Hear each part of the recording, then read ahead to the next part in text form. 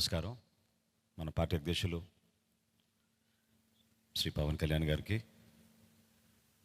జనసేన శాసనసభ్యులుగా మీరందరూ కూడా ప్రజల పక్షాన్ని నిలబడి పార్టీ ప్రతినిధిగా ఎన్నికైనందుకు మిమ్మల్ని కూడా మొట్టమొదటి శాసనసభ పక్ష సమావేశానికి మనందరం కూడా ఇంత గర్వంగా మంగళగిరిలో మన పార్టీ కార్యాలయంలో ప్రెసిడెంట్ గారి ఆధ్వర్యంలో ఈ విధంగా చేసుకోవడం నిజంగానే పూర్వజనంలో మనం చేసుకున్న ఒక గొప్ప అదృష్టంగా మనం భావించి ప్రజలకి మరింత అంకిత భావంతో, నిండు మనసుతోటి, బాధ్యతతోటి మనందరం కూడా చేయాల్సిన అనేక కార్యక్రమాల గురించి, వీటన్నిటికన్నా పార్టీతోటి చేసే ప్రయాణంలో చిత్తశుద్ధి, నిబద్ధత మన పార్టీ అధ్యక్షులు గారికి అన్ని విధాలుగా ఎల్లప్పుడూ అండగా నిలబడే విధంగా మనందరం కూడా ఆంధ్ర ప్రజలు చూసి గర్వపడే విధంగా మనం కష్టపడి పనిచేయాలని మనస్ఫూర్తిగా నేను కోరుకుంటూ, ఈరోజు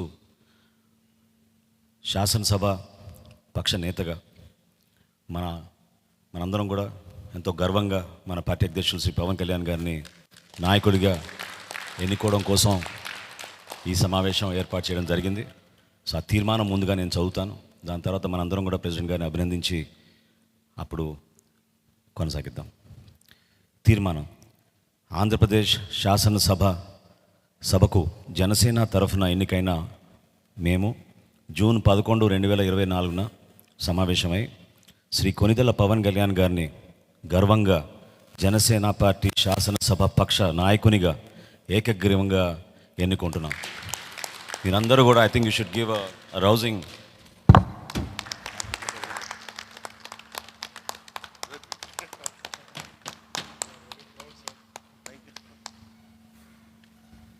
ఈ కాన్స్టిట్యూషనల్ ఫార్మాలిటీ పూర్తయింది కాబట్టి ఇప్పుడు మన పార్టీ అధ్యక్షులు, అదేవిధంగా మన శాసనసభ పక్ష నేత మన పార్టీ అధ్యక్షులు శ్రీ పవన్ కళ్యాణ్ గారిని మాట్లాడమని రిక్వెస్ట్ చేస్తాం. ఇప్పుడు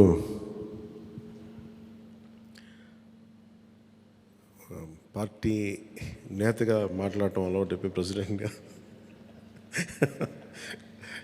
మన శాసనసభ పక్ష నాయకుడిగా మాట్లాడాలంటే కొత్తగా ఉంది.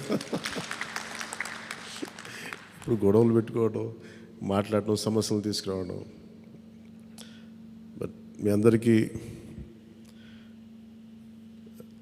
అపూర్వమైన మెజారిటీలతోటి ఘన విజయం సాధించిన మీ అందరికీ, ప్రతి ఒక్కరికి పేరు పేరున నా హృదయపూర్వక అభినందనలు, ధన్యవాదాలు.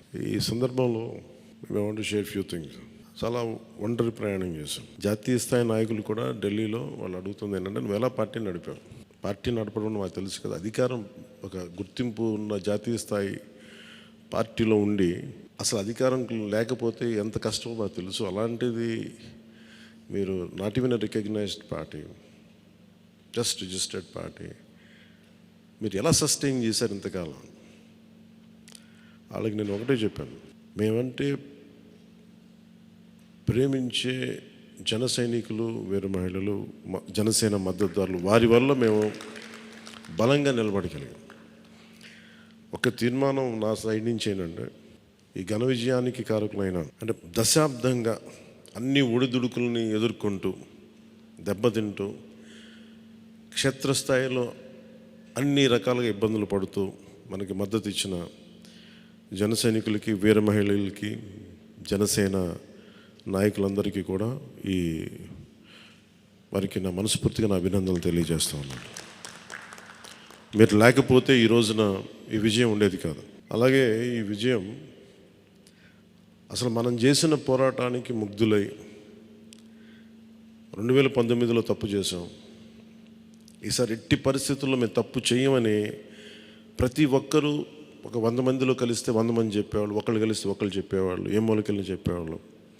ఈ రోజున మనందరికీ కూడా ఇంత భారీ మెజారిటీలు వచ్చినాయి అంటే, మనల్ని నమ్మిన ప్రజలందరికీ హృదయపూర్వకంగా మన ఈ మీటింగ్ తరపు నుంచి నేను వారికి నా కృతజ్ఞతలు, అభినందనలు తెలియజేస్తున్నాను. మనకి వీ హ్యావ్ గ్రేట్ రెస్పాన్సిబిలిటీ. అంటే నేను మొన్నదాకా మాట్లాడుతున్నప్పుడు అదొక పొలిటికల్ రెటారిక్ అనిపించుకోవచ్చు, but I believed in that and I believe in that. అంటే we have to bring back accountability and politics. జవాబుదారీతనం తిరిగి రాజకీయాల్లోకి తీసుకురావాలని. గొడవ పెట్టుకునేటప్పుడు, అంటే మనోహర్ గారు మేము చాలాసార్లు మాట్లాడుకున్నప్పుడు, cooperation and confrontation is a part of democracy. సహకారం, సంఘర్షణ, ఎప్పుడు సహకరించాలి, ఎప్పుడు సంఘర్షించాలి అనేది అది ఆ సమస్యలను బట్టి వాటిని బట్టి. అంతేగాని ప్రతిసారి పోయినసారి ప్రభుత్వానికి కూడా చెప్పాను, మేము చాలా కన్స్ట్రక్టివ్గా ఉంటామని వాళ్ళకి అర్థం చేసుకోలేదు నా మాట, నా డెమోక్రటిక్ స్పిరిట్ని వాళ్ళు అర్థం చేసుకోలేదు ఆ రోజున. అలాగే ఇది కక్ష సాధింపులకి సమయం కాదు. ఇది ఇంత ఘన విజయం ప్రజల నిర్మాణానికి లేదంటే వారికి అభివృద్ధికి, వారి అభ్యున్నతికి తప్ప ఇది ఒక వెండెట్ట గేమ్ కానీ లేదంటే పగా ప్రతీకారాలు తీర్చుకోవడానికి గతంలో ఇలా చేశారు కాబట్టి మనం ఇలా చేయాలి అలాంటి ఆలోచన ధోరణిని దయచేసి మనందరం దాన్ని ఎంకరేజ్ చేయకండి దయచేసి దాన్ని. అలాగే చాలా చాలా క్షేత్రస్థాయిలో ప్రతి ఒక్కరూ అందుబాటులో ఉన్నాం నాతో సహా. ఈరోజున జాతీయ స్థాయిలో మరి మనం సాధించిన మనం సాధించిన విజయాలు కూడా చెప్పుకోవాలి. చాలామంది పొలిటికల్ పార్టీ ప్రారంభించారు, మూసేశారు భారతదేశం మొత్తం మీద. ఈవెన్ ఫ్రమ్ పంజాబ్ నుంచి ఎవరు వచ్చి మాట్లాడుతున్నారు, వాళ్ళ అకాలీదళ ఫ్యాక్షన్ ఒకటి. మా నాన్నగారు స్టార్ట్ చేశారు, మేము స్టార్ట్ చేసి ఇనిషియేట్ చేసి ఆఫ్ చేసేసుకోవాల్సి వచ్చిందని. మన ఎన్నికలకి మనం సాధించింది from a registered political party నుంచి రికగ్నైజ్డ్ పొలిటికల్ పార్టీ. అండ్ రెండు, నెవర్ బిఫోర్ ఇన్ భారత్ పోటీ చేసిన అన్ని స్థానాల్లో భారీ మెజారిటీలతోటి గెలుపొందటం, 100% స్ట్రైకింగ్ రేట్, 100%. అంటే మన మీద ఎంత విశ్వసనీయత ఉంది, అంటే ఎంత విశ్వాసం ఉంది ప్రజలకి, ఎంత నమ్మారు, ఇది వాళ్ళు చేసి చూపించారు. 2019లో ఎలక్షన్లు అయిపోయిన వెంటనే మేము తప్పు చేసాం, మేము నీకు నిలబడతాం అని చెప్పి అది ఈ రోజున మనకి మద్దతుగా నిలిచిన ప్రజలందరికీ కూడా ఇంకొక మారు చాలా చాలా ప్రత్యేకమైన ధన్యవాదాలు. అలాగే 2 పార్లమెంట్లు పెట్టాం. అంటే దాదాపు మీరు చూస్తే 2 పార్లమెంట్లు మనం ఇవి తీసుకుని దాదాపు ఒక 45 స్థానాల్లో మన ప్రభావితం ఉన్నట్టు మనం ఖచ్చితంగా డైరెక్ట్గా. అలాగే మన టీడీపీ, మన ఎన్డీఏ కుటుంబంలో మిగతా పార్టీల విజయానికి కూడా మేము ఎంత బలంగా నిలబడ్డామో మీ అందరికీ తెలుస్తుంది. ఆ ఓట్ ట్రాన్స్ఫర్ ఎంత బాగా జరిగిందో. ఫస్ట్ టైం చాలా అవేకెండ్ ఓటింగ్ జరిగింది, చాలా రెస్పాన్సిబుల్ ఓటింగ్ జరిగింది.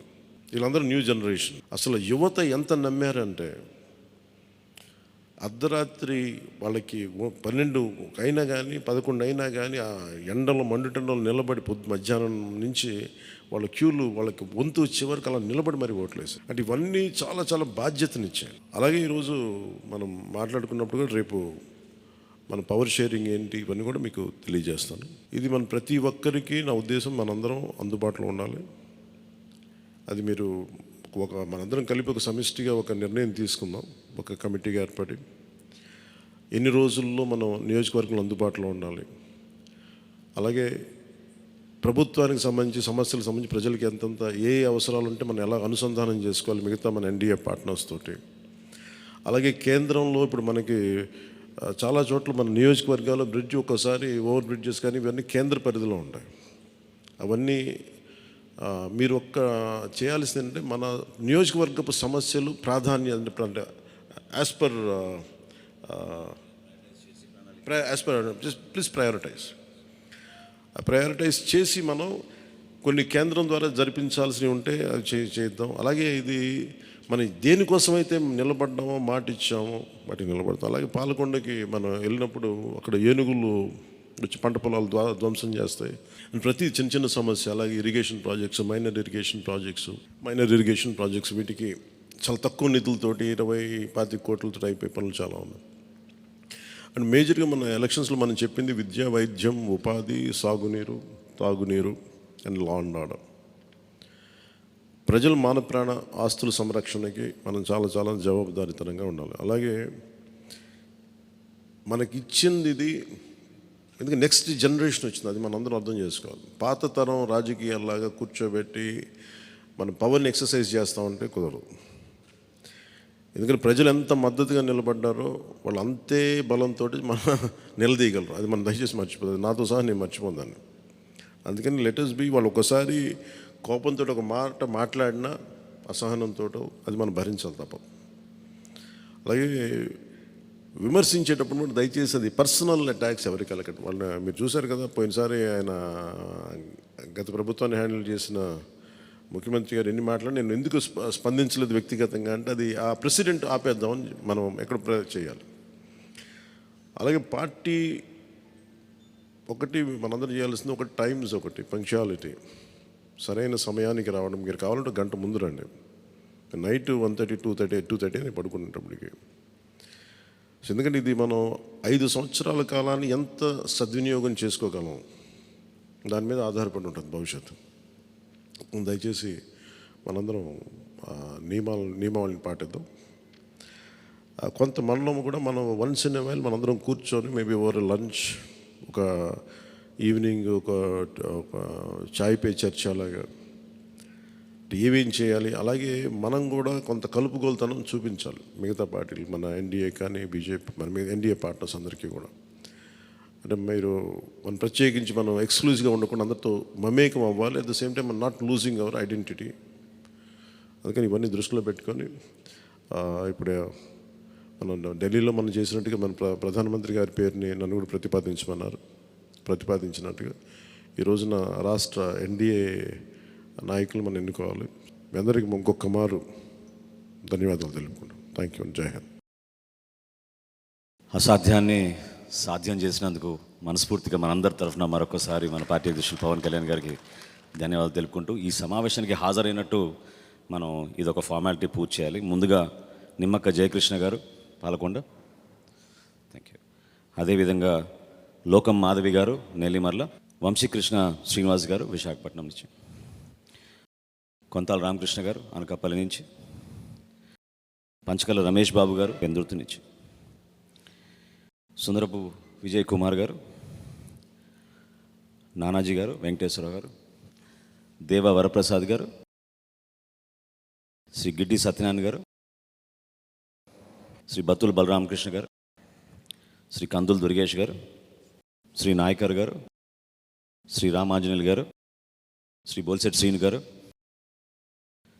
శ్రీ పచ్చమట్ల ధర్మరాజు గారు, శ్రీ బాలరాజు గారు, పెద్దలు బుద్ధప్రసాద్ గారు, శ్రీ ఆర్వ శ్రీధర్ గారు, ఆర్వ శ్రీనివాసులు గారు. సో మీరందరూ కూడా హాజరై సంతకాలు చేసి మన పార్టీ అధ్యక్షులు గారిని బలపరిచినందుకు మనస్ఫూర్తిగా మీకు ధన్యవాదాలు తెలుపుకుంటూ, ప్రెసిడెంట్ గారు అన్నట్టు మనం ఆ సమావేశానికి వెళ్ళాలి కాబట్టి ఈ సమావేశం ఇంతటితో ముగించుకుందాం. ముందు ప్రెసిడెంట్ గారికి సన్మానం చేద్దాం మనందరం కలిసి.